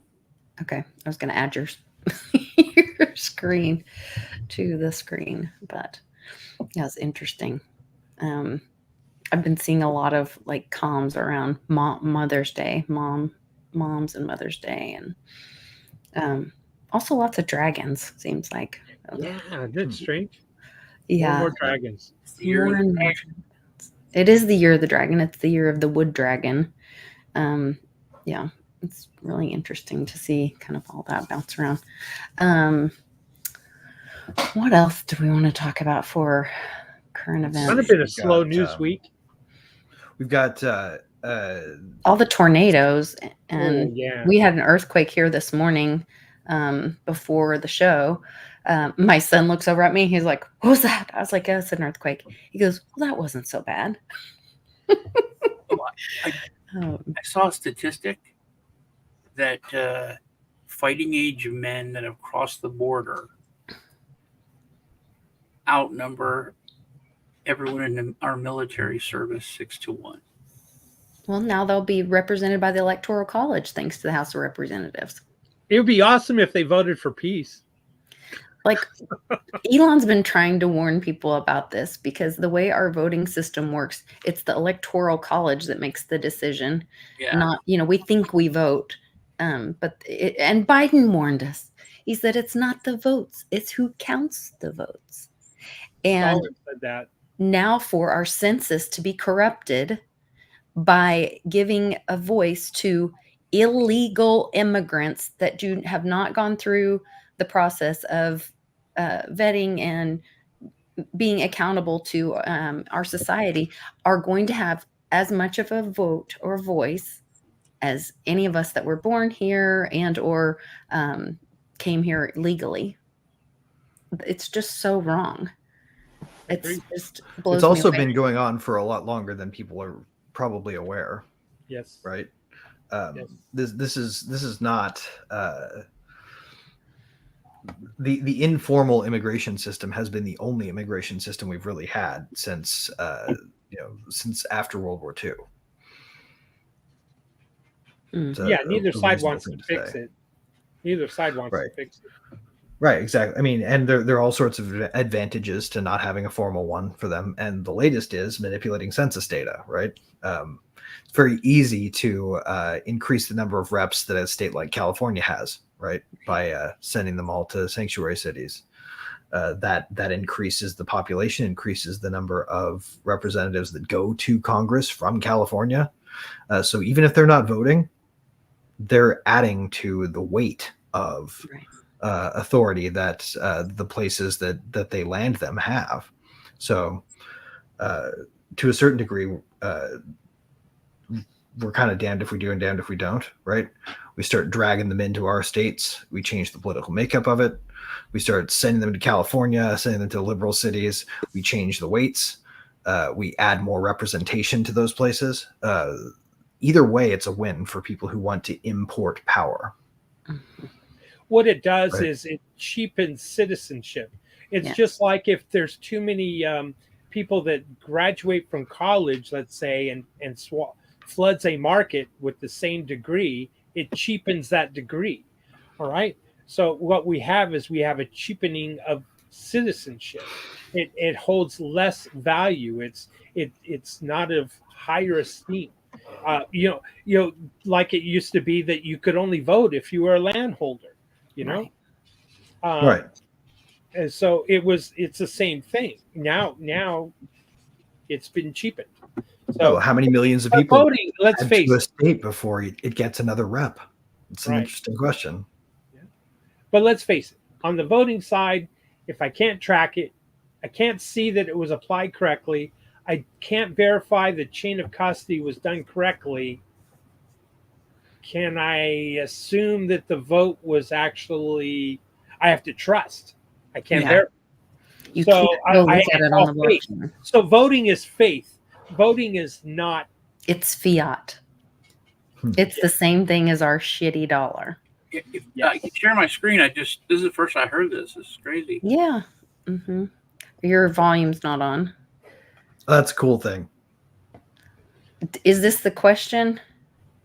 Your volume's not on, Sean. Oh, I gotta put it in a different browser. I forgot. Here, I'll send it to you in the private chat. You can pull it up. But he said there's a question too. Positive about crypto. I love the guy's glasses who asked the question. Yeah, that's the question guy. I think is even. That's even a better statement. He calls him the guy with the goggles. It's pretty funny. Yeah. Well, first I'll do the Trump one first, and then we can do the other one. The guy with the goggles is good too. Let's see. Pasting. While you're pulling that up, one thing real quick. So this weekend, watch for earthquakes, watch for strokes and heart attacks, watch for mental, psychotic episodes. That's what the CME does. And and go see your mother. That's right. Go see your mother. Ooh, here's a piece of news that we haven't talked about yet. In the UK, Oxford AstraZeneca has pulled I mentioned it earlier. From the market voluntarily, and they've done so because of demonstrably accelerated risk of thromboembolic events. So, i.e., no. It's all it was just poorly marketed. There wasn't enough people that wanted it or taking it, so the demand came down. So they just pulled it off the shelf. They're admitting to a side effect. They are admitting to side effects on it. Yes, they are. I mentioned but it doesn't matter. It's not going to come out of their damn pockets. It's going to come out of the government's pocket to pay for those things. That means our pocket. It's probably a far cry from Pfizer admitting its own has side effects and pulling it voluntarily from the market, but it is movement. What it probably really acknowledges is that Pfizer just took over the UK market. Yes. Well, I think it's also that exposure of media. That's what I was talking about earlier. I mentioned it when I said, with that happening, and then they're going to have to say, how long have they known? And was media complicit? How long did they know that there were these? Right, which we already know the answer to all along. Right, but that helps that helps the normies. I had dinner with a good friend the other day, and she was like, but you don't understand. We've trusted, she's like a boomer, and she said, we've trusted the bank to keep our money safe all these years. We've always been told to trust the bank and that we were safe there. And now what you're telling me is we're not. And this bail-in is coming. And I'm like, yeah, you're not. They lied to you. I can't make it any softer or easier for you. What's funny is that people still bought into it after 2008. Nuremberg 2.0. Yeah, they knew, and they should hang. This is the Trump thing. Let's see if you sent this, Sean. I just saw it. I haven't heard this. Yeah, there's two videos. This is the first one. Biden doesn't even know what it is. If you ask Biden, sir, are you for or against crypto? What's that? What the? Get me off the stage. He's saying, get me off the stage. No, he has no idea. But look, Gensler is very much against it. The Democrats are very much against it. And I say this, a lot of people are very much for it, probably a lot of the people in this group. And I'm fine with it. I want to make sure it's good and solid and everything else, but I'm good with it. And if you like crypto in any form, and it comes in a lot of different forms, if you're in favor of crypto, you better vote for Trump. They are against it. Notice his gold tie, the gold on the platform, and his hair looks awfully golden there. Just saying. He does look a lot like that avatar that people like to use, right? The Wall Street Bets guy in this particular. Oh yeah. Yeah, he sure does. There's one. What do you think? Go ahead. Do you really think he's pro crypto? I think he's pro any. I think he's pro anti-Biden. That's a misleading statement because people say that because he didn't say he was against it. He said that he wasn't for it or something like that, and he said he wanted to protect the dollar. I'm not. That was his job, right? And that was a previous. I think maybe his stance will have evolved on this. But I do think there's some opportunism here. I'm okay with the opportunism being the driver. I'm okay with it being the Democrats have staked out this position, and so I'm taking these people into my camp because they've been shoved out of the other one. I'm okay with that. The last time he was asked, I think he didn't know anything about it, and he doesn't like to look ignorant. So he was just like, Bitcoin, I don't really like it.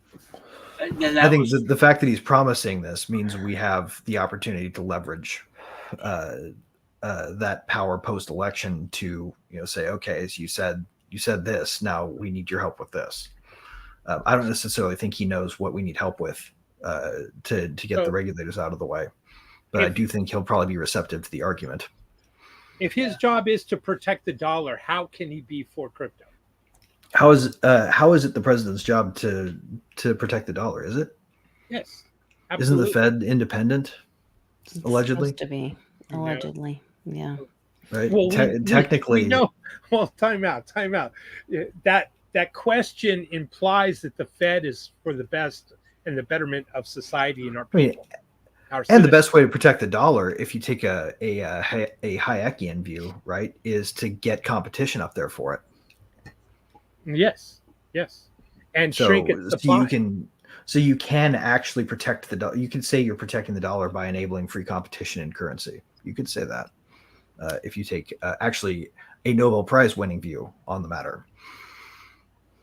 So I can only pull up that guy in the goggles on through Telegram. I don't have a Twitter link for that. If somebody has a Twitter link for that or can play it, I can't stream it. Probably can't help you with that. Let me see. Okay. The other thing to talk about is the in Georgia, it was verified that there was no election. Interesting. Where's that? Oh, right. That's right. That there was what 300,000 ballots, false images. Here we go. Or counted twice. False images. False images is what they had said. Let me see. But that means that there was not an election in, or that's my understanding. But it was certified. The courts haven't proved it otherwise. I'm being devil's advocate here. I know. That's all right. I still like you.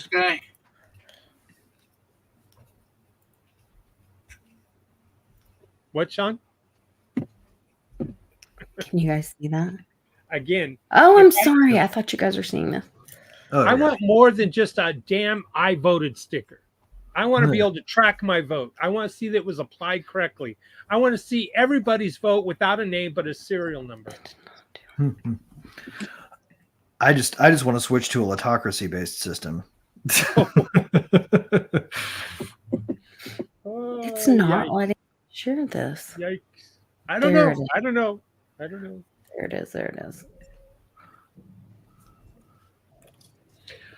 Has I the heard. investigation confirmed that there are missing ballot images? Yes. Yes.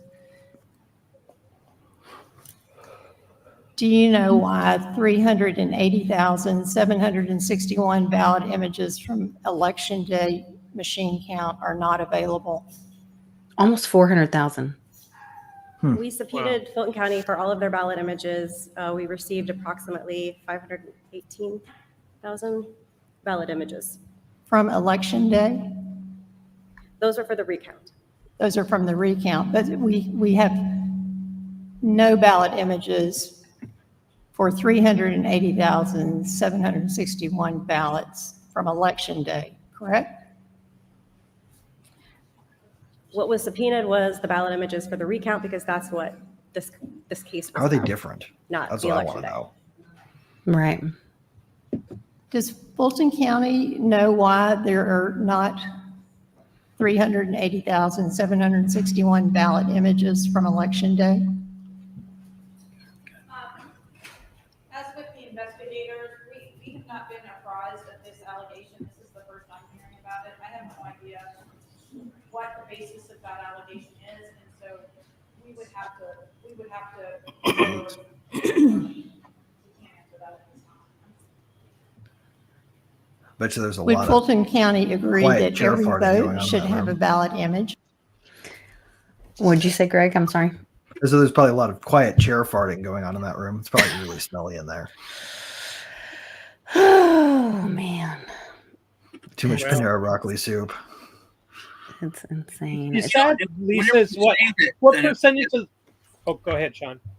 Whenever you say that there's a problem with the vote, with the election, everyone's like, no, they're not. Where? What's your proof? What happened? Not one single case was proved true. Dude, there's been so many people arrested. So they many. play on this absence of evidence thing, right?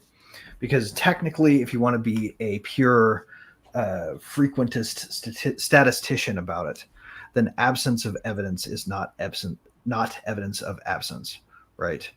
If you want to be if you want to be a pure Bayesian about it, then the absence of evidence is evidence in and of itself, right? The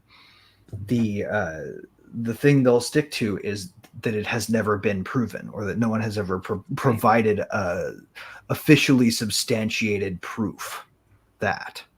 And this is a different claim altogether than that there is no proof, right? But it can be treated in a sort of conflationary way by people who would prefer leave the impression that the whole thing was on the up and up, and that if nobody gets an official piece of proof on the record, then nothing bad ever happened, right? That's what all this gamesmanship is about to me. Like, they're sitting there talking about ballots from Election Day versus ballots from the recount. What's the difference? there shouldn't be one. Right. And there obviously is one if they're making the technical point. Right. Like, did they receive a What did you separate batch of recount files? Like, to get your results that are the presented recount? Did you recount a set of recount adjusted ballots? Like was the original set locked into a system that was then recounted? If you didn't recount the originals, then how is a recount helpful?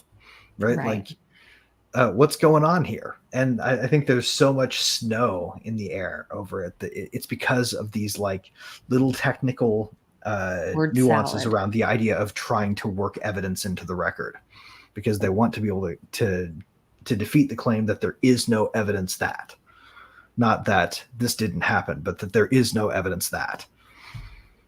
And that to me is just like a sign of like funny business. Well, let me ask this question. What percentage of the population is even aware of what's happening in Georgia right now? And of those that are aware, what's going to happen out of it? It might help Trump's case in Georgia, but I don't think it's going to really change policy. I don't know if this election in November is going to be that more accurate. Strategically speaking, it puts the or the images are going to be saved properly this time.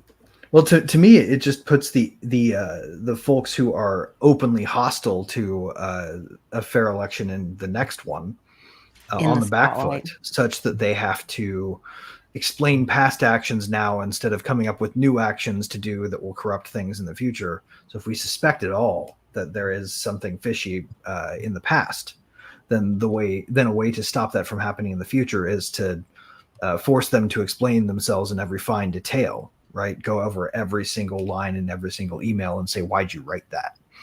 Is a great way to use their time so that they don't spend it coming up with new schemes. Mm-hmm.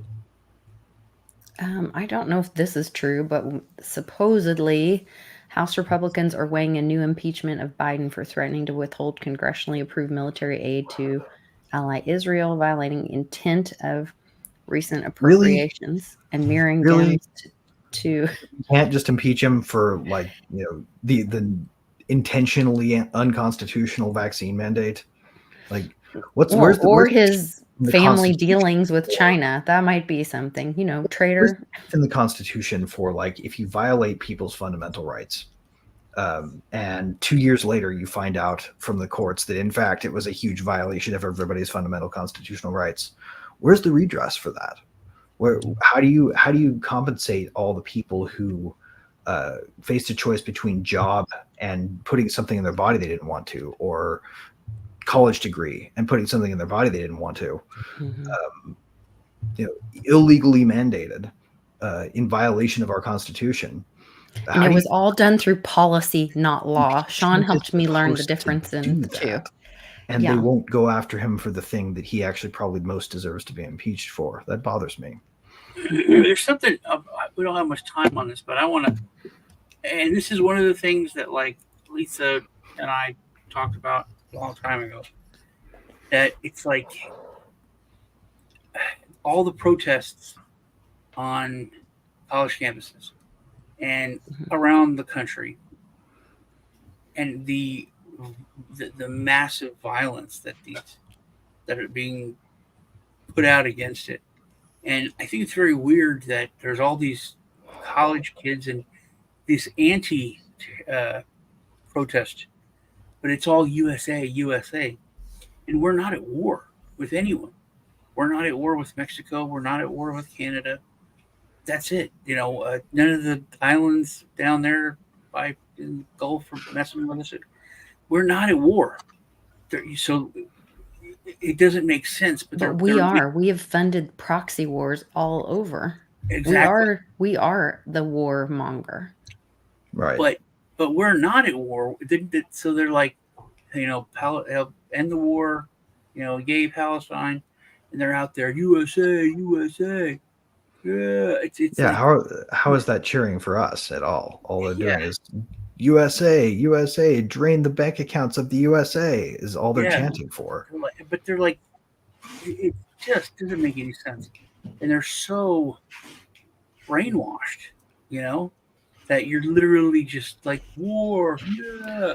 Well, it's mind-numbing to me how so many people who were faced with the business end of the censorship industrial complex are now so keen to turn it on a group that is politically on the other side. The weaponization of government against any form of speech in this country should not be something we take lightly. It should not be something we do. That's the First Amendment, and we're seeing people who defended free speech for the sake of fighting vaccine mandates and mask mandates and social distancing orders turn around and leverage it against these kids who are probably misguidedly, maybe not, depending on how they're arguing. I'd say a full-blown principled pacifist is likely to be arrested on a campus just as much as a full-blown Palestinian supporter right now. Yeah. And a principled pacifist is somebody who is just exercising their constitutional rights to say there should not be war, period. That's not something that we can say is tantamount to anti-Semitism, right? and yet we kind of have that situation going on. And it blows my mind how many people who used to be on the side of free speech have flipped to the side of punish the speaker. Yeah. And preempt the speech. Speaking on war, Ukraine, and this is something that Putin said in that interview with Tucker Carlson about how Russia is a Christian Orthodox, Orthodox Christian country, and Zelensky's troops are murdering priests and destroying churches, and we're paying for it. No one's talking about that. Oh yeah. This one, it's anonymous. War involves a certain amount of large scale human trafficking for sex exploitation. We realize we're promoting that by perpetuating war. Shit. Like how many comfort women have we created by perpetuating war there? Let's think about that for a second. Yeah, using that term, that's even Vietnam War. We did that. Israel's broken 65 UN resolutions with no consequences. Iraq broke 2 and got invaded, bombed, and destroyed. Right. So it's obviously a double standard. Right. Maybe a triple standard or a quadruple standard. Maybe even n-dimensional standards are applied here to achieve the ends that are pre-sought. I think that's probably the most likely way to put it. Can I make a comment about this Scott Adams post that's going here? I actually listen to him every day now, and he is so anti-ADL because the Jewish League has, targeted him as if he were anti-Jew, and he's not at all. But he has been canceled. So at this point, he has been canceled that he feels like he can say anything he wants to say.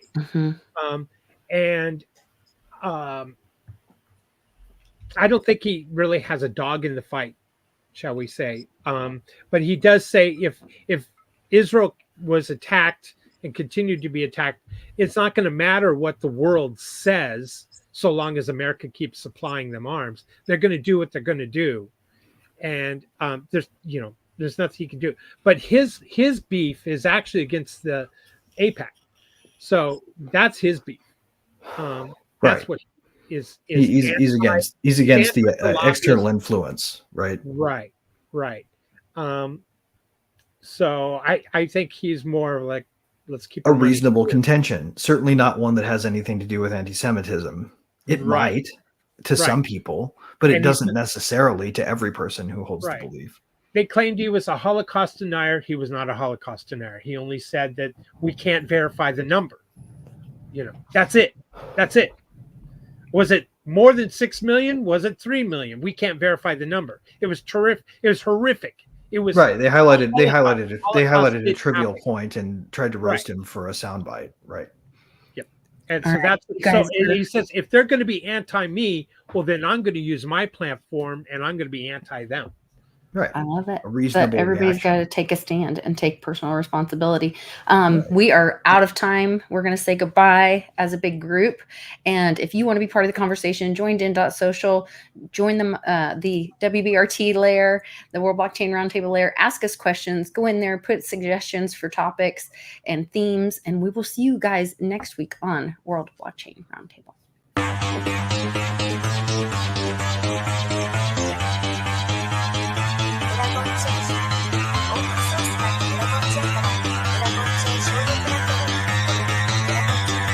Because that goal will serve to organize and measure the best. Adaptable, all capital, label radical yet rational. Adaptable approach is palpable if this animal is fallible. But that conclusion is laughable, so with for all detachable from the mandible.